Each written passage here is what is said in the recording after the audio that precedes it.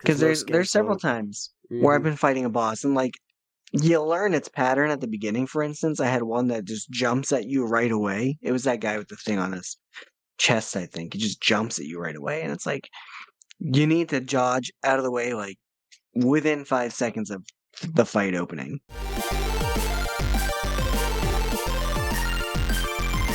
So, Alex, I wanted to talk to you about your experience with a little game called Armored Core.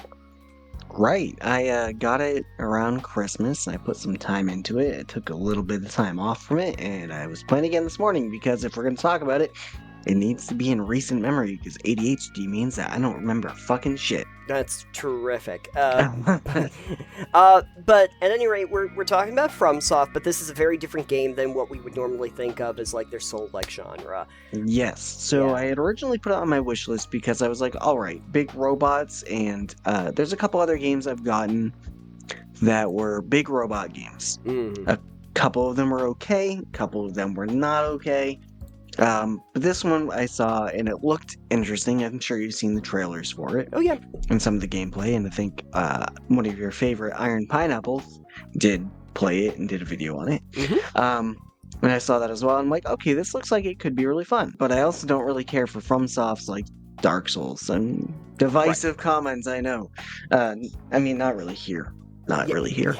Yeah. We'll get into that in the next segment, but yeah. Yeah, so I'm notoriously not good at Souls-likes, but Armored Core is not a Souls-like. Yeah, what is it? It is a Armored Core game. I don't really know how to describe it. Like if I were to go in right now, I'll tell you what it's got tagged on Steam really quick. Hold on. Armored Core Fires of Rubicon, or Armored Core 6 Fires of Rubicon. The tags that it has are mechs, action robots, third-person combat, fast-paced sci-fi multiplayer. It does have Souls-like as a tag, but I don't consider that to be fair.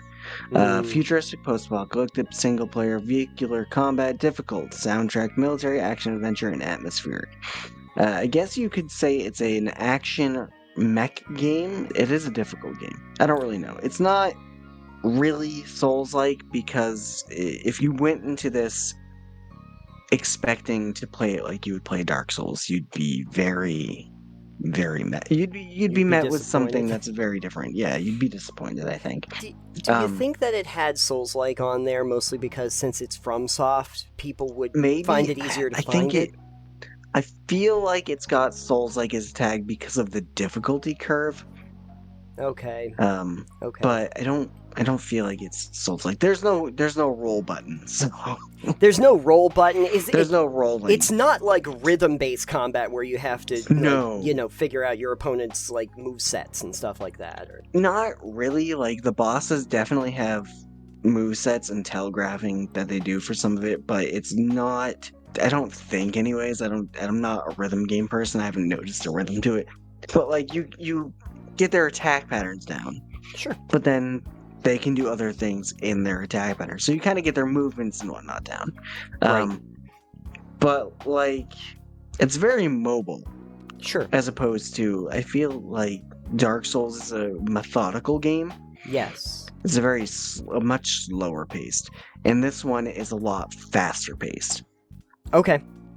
So instead of like, yes, I'm kind of sitting there waiting and then I'm going to block an attack, it's like, no. I'm going to be shooting guns this whole time and hoping I can get an opening and dodging their bullets this whole time.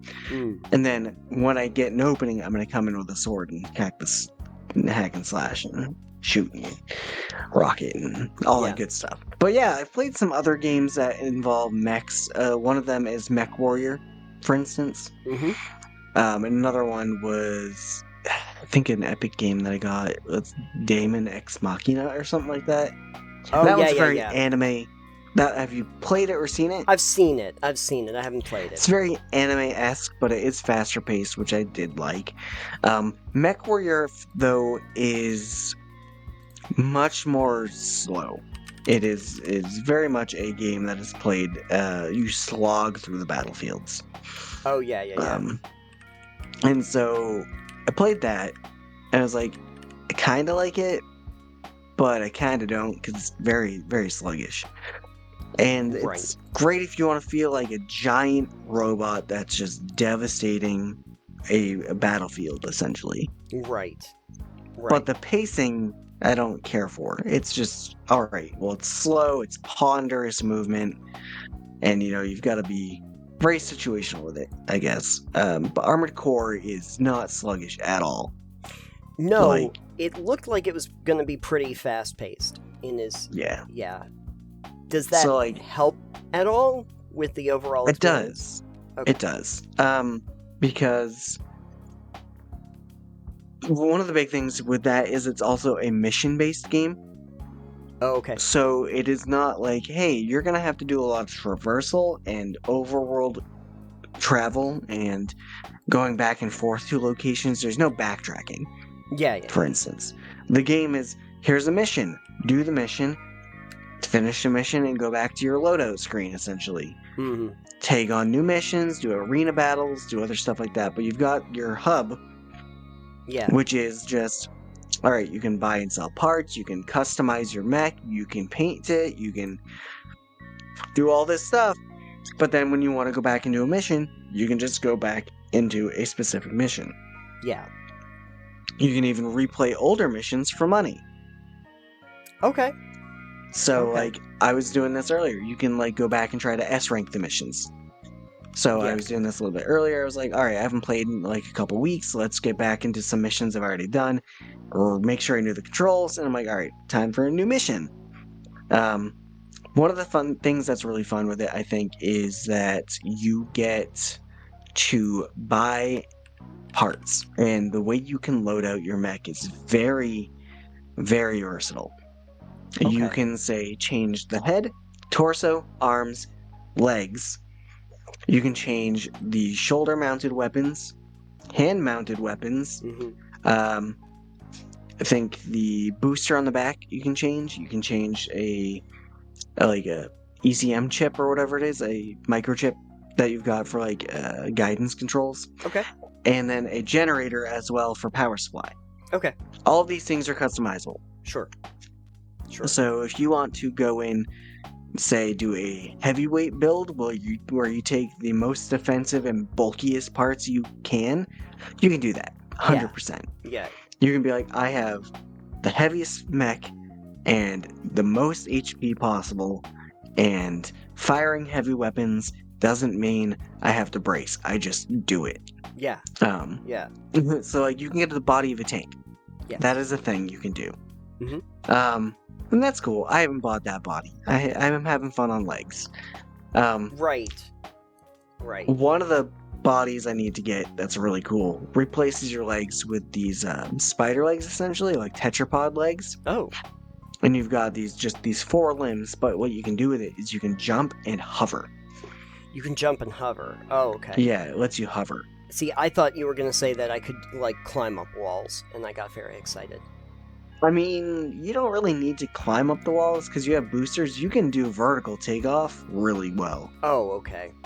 Okay. Even the tank body gets to do some vertical lift. It's not a lot, but there are lightweight aerodynamic legs and body parts you can get that increase your jump distance and make you just really fast. Oh, all right. Yeah. Interesting. You've got a dodge button. Mm-hmm. You have some shields you can equip, if you'd like. Tons of missiles and rockets and all sorts of weapons. But one of the really cool things with that, for me, is that, Nathan, you were playing Elden Ring the other day on stream. Mm-hmm. If you died to a boss, first of all, you had to go collect your body again. You have to collect your runes, yeah. Yeah. If I die in Armored Souls. Armored Souls. There's no going in and recollecting your body. There's no penalty to dying on a mission. Okay. You can just restart it. It's fine because it's mission based, and that's fine. It's not game over. It's all right, you died. Do you want to restart the mission? Restart the mission, or you can just go back to the hub. Mm-hmm. One of the cool things I like is that there's checkpoints in the missions. So if I die to a boss, for instance, I go, great. For you in Dark Souls, Elden Rings, you have to traverse all the way back to get your body, usually. From the bonfire site of grace or whatever it is, yeah. And if you die on the way there, then you lose all that progress you made, all the souls, all the runes, whatever you Everything collect. you were holding, yeah. I don't have that issue. If I die, whatever. I can restart the mission. If I die at where there's a checkpoint, I can restart from the checkpoint. Mm-hmm. No negatives there, and sometimes dying and restarting at a checkpoint is a bonus because you get all your health repair kits, Eustace Flask refilled, all your HP refilled, and ammo refilled at the checkpoint. So that's kind of great. Yeah. But if I die to a boss, I can go restart from checkpoint, or I can die to the boss, and instead of restarting from the checkpoint, I can go back into my assembly. I can swap out my loadout. Okay. From there, I can go, this build is not working for this boss. I need to try something different. And the game is very good about saying, like, I know Iron Pineapple said it when he, like, talked to the designers of it. And he did it when he was playing. If the weapon loadout and whatever you're using is not working, try something else. Yeah. I had a boss I was throwing myself at a couple times and went, this is not working. I need to try a different tactic. Yes. So I swapped out from, say, a burst rifle to like a shotgun. Something close range instead of far range. Got up in the thing's face and was like, okay, cool. There's a weak point here. Now I know what I have to do. Get in close. Still died. Okay. I'm like, all right. So I know better what I have to do now. But you can still swap out, like, maybe I can use a different type of missile or like a different type of damage. Explosives, for instance. At a boss that I was having a hard time with. And I found out there's 2 weak spots on it you can hit. But if you're in close near them, it's got these arms that it protects the weak spot on its like chest with, essentially. So if you're in close, the thing will like wreck you. It'll tear you up. It's got like massive shredders on it. Yeah. But if I back up with a rocket launcher and just like shoot it, brace, and wait until it does this thing where its arms are open, shoot it in the chest, massive stagger. Yeah. Okay. You know? So you kind of do that, and once you stagger, you fly in and beat the shit out of it. It's a lot more forgiving, I think. Sure. It encourages more experimentation. Yes. Okay. Because, like, maybe I want to swap out my entire, everything. I have yet to buy the tetrapod or tank legs, and I haven't gotten any of the versatile, like, aerodynamic ones, because I like having some of the HP bonuses that I've got. Those ones are a lot more fragile, but they also have a lot higher boost and a lot better mobility. So it's really nice that you can kind of like swap out your parts at will. You buy the parts and then you have them. Yes. And you can swap them out either between missions or at checkpoints of missions. So you can just kind of try whatever. The other fun thing with that too is that you don't lose your progress like that in the Souls-likes. Okay. So the only time I incur a money penalty is at the end of a mission, and it is for repair, and it is for refilling my ammunition. Okay. So you get paid out for the mission, and sometimes you'll have bonus rewards based on certain criteria you do, like either the amount of enemies killed or collecting things on the mission. And so you've got base pay, bonus pay, and then like costs that you've incurred. Sure. And sometimes, it's like, all right, I lost like 100k because I had to repair a bunch of times and I had to like refill all this ammo. But you don't, you still get positives. You're not getting negatives. Yes. So I don't, every time I die, I don't incur a cost penalty. Sure. Which is nice, because it's like, all right, you failed the mission, take a cost penalty. It's like, no, that would be bad. I would hate that. Yeah. That kind of it reminds me a little bit. Remember when we were playing Hardpoint Shipbreaker? Yeah. And hard space. Hard space Shipbreaker. There are hard points in the game. I guess that's why there are. Yeah, but hard space Shipbreaker, and you're on a timer, and at the end of each day, when you're on the timer, you get charged for like all of this stuff that you had to incur for your rental costs and stuff until you buy product outright, until you buy your equipment. But at least they're doing it at the end of the mission, which I mean, in some ways that is, like, in the Souls games, you do kind of get paid out after you kill the bosses because you get a bunch of your currency, whatever it is in the game.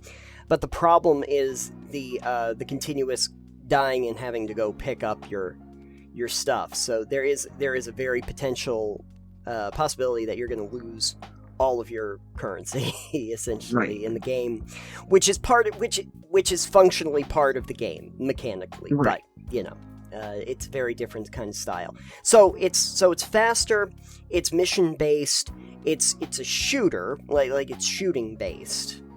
There are melee weapons in it too, of course, but like there's a lot of guns. There's a lot more guns than I have found melee weapons. I have 2 swords, a stabby weapon, tried a little bit, but it's kind of a little weird one. I think it would be best used like after stunning an enemy. And I just picked up a shock baton that I have not used yet. Okay. I'm gonna guess that does some electrical damage, which might be useful. Yeah, it can stun the enemy, which is why I got it. Yes, exactly. But there's rockets, grenades, there's napalm, missiles, there's machine guns, there's rifles, there's plasma guns. Okay. I've been having fun with this the plasma gun that I just got because you can charge it up and hit multiple enemies, and it does a lot of EM damage, which is good. Sure. Yes. Okay. So there's a lot of differences here than what people might think if they were picking it up because they thought it was going to be a Souls game. Yeah, it is similar a bit when you're playing Elden Ring. You're looking at all the different stats that you have. Sure. And then kind of getting your context of like, what does this mean? What do those mean? It's got all the same type of stats on there as the Souls-like and FromSoft games have. It's got your explosive resistance, kinetic resistance, your energy resistance. It's got all these stuff. But it does make it easy to kind of look at it and go, that's an improvement, that's a detractment, what are these used for, and what do I want? Do you have weight limits or loads? Yes. Okay. They are based on, I think, the legs you use. Okay. Excellent. Which makes sense. Yeah.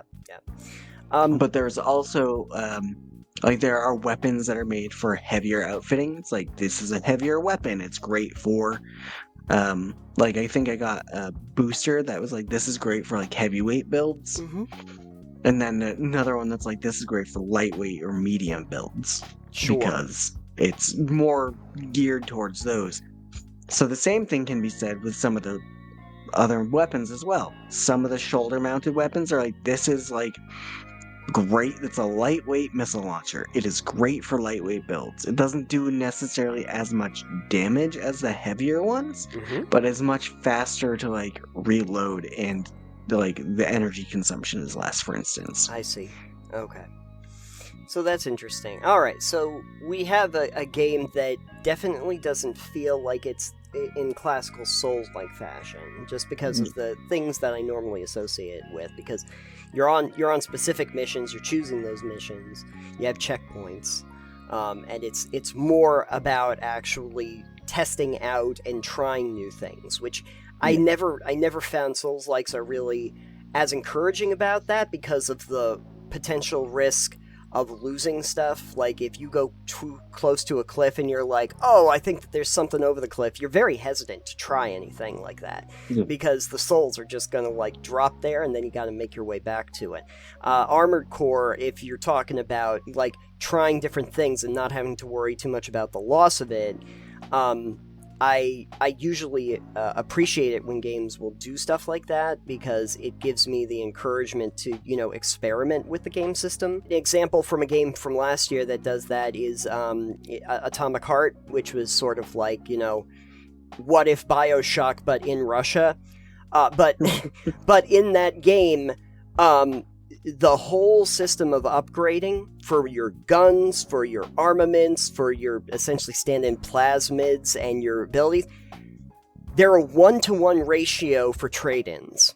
So if you spend 100 polymer on this upgrade and you later decide I'm going to respec, you get 100 polymer back from having put it in.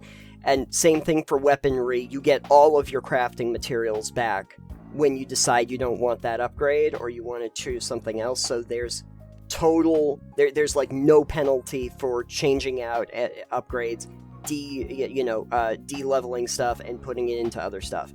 So I really appreciated that.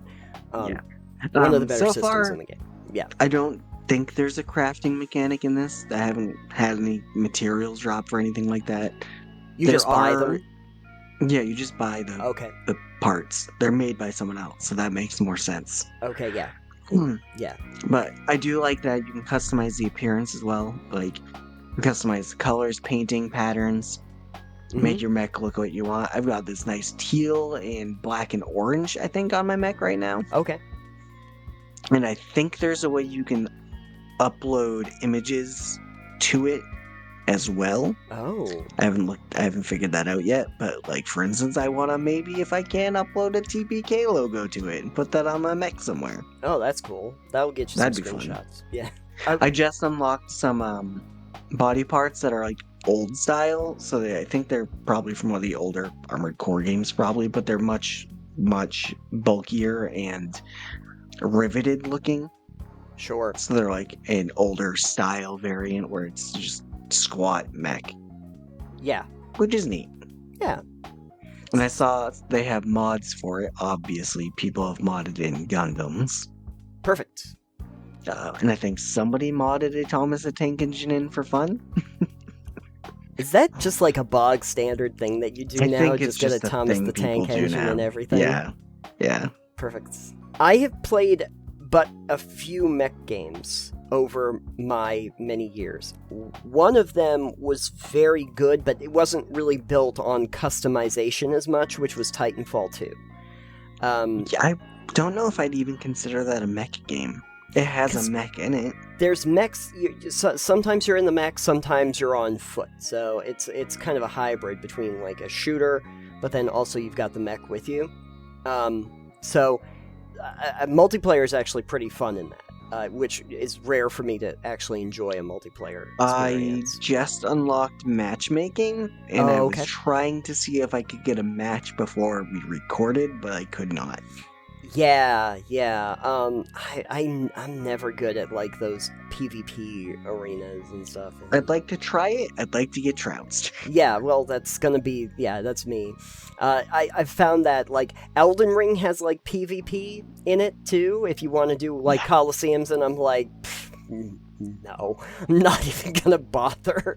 I'm actually playing offline entirely right now. Yeah. For kind of that reason. Also, so that I don't have a billion notes strewn around the world. The other mech game I played, but it doesn't have the kind of customization, was a free one that caused me so much pain. I don't know if you've ever tried Hawken. Have you ever tried a game called Hawken? That's a free-to-play game. That game gave me a headache. It's the stamina meter is so low and the recovery is so long. Yeah. There's not a stamina meter in Armored Core, for instance, but there is a boost gauge for it. Okay. That is for like boosting. It is also used for dodging. Yeah. But the great thing about that is doing a lightweight build makes it last longer, and depending what generator and boosters you have, can really increase the time that you've got that. Okay. So if you wanted to do a really agile build with very fast recovery or just a massive amount of boost, you could. So basically, are you trying to sell me on the idea of playing Armored Core 6? I think if you would like a Souls-like experience with a lot more customization and maybe finding the first FromSoft game that you would actually enjoy, I think you should play it. Ooh. I will go in saying that it is still a trademark FromSoft game, and the bosses are still fairly difficult at times. Yeah. I definitely had one point where I was playing it, and I threw myself at a boss for like an hour, and I was like, I'm done with this game for right now. Yeah. I'm gonna go do something else, like play House Flipper. Yeah. It's, they're very different game, House Flipper. than this. I just played something to relax after that. I understand. But it's very gratifying when you do kill a boss. I had one earlier that I got to. It was the end of the chapter 2, I think I've gotten to now. Sure. In the game. And I was like, all right, end of chapter, there's going to be a boss fight. And I think I spent a half hour trying to get this boss. Yeah. So not terrible. I think I did decent. I died several times and changed out my tactics each time. I was like, all right, I think I've kind of got some of their attack pattern down. One of the great things about being able to restart from a checkpoint, though, is if your opening part to the fight is terrible, you can just go, oh, nope, that didn't work, restart. Yeah, restarting's got to be a fun thing that you can actually do. Yeah, because there's several times where I've been fighting a boss, and like, you learn its pattern at the beginning. For instance, I had one that just jumps at you right away. It was that guy with the thing on his chest, I think. He just jumps at you right away, and it's like, you need to dodge out of the way, like, within 5 seconds of the fight opening. And sometimes you just didn't do it, and it's like, all right, let's try that again right from the beginning. Yeah, exactly. It's like, I don't want to open up a boss fight with me losing half my HP and having to use a health kit right there. Yeah. Yeah. So it's like, all right, let's try that again, but dodge this time. Right. Exactly. Okay. Well, you know, I might have to keep an eye out for it if I have time this coming year. Maybe I'll give it a run. Will I like it more than the other FromSoft games? I mean, it's not a hard bar for me, I guess.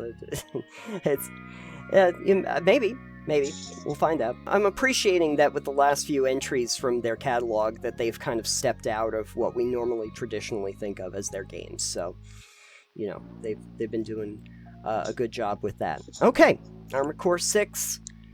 Get your big mech today, I guess.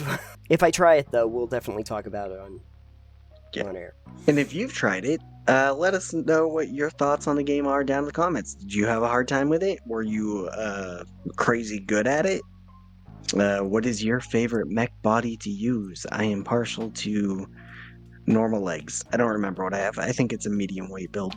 Also, question for everybody is, would you consider Armored Core to be a Souls-like game? Would you consider it to be, and for what reason? I see a lot of differentiation from the formula, but I can kind of understand some of the similarities there with weight and the emphasis on boss battles and I don't think there's enough there that is similar to a typical Souls-like for me to consider it one. Right. The restarting is definitely a big change, so I like that though. I like restarting.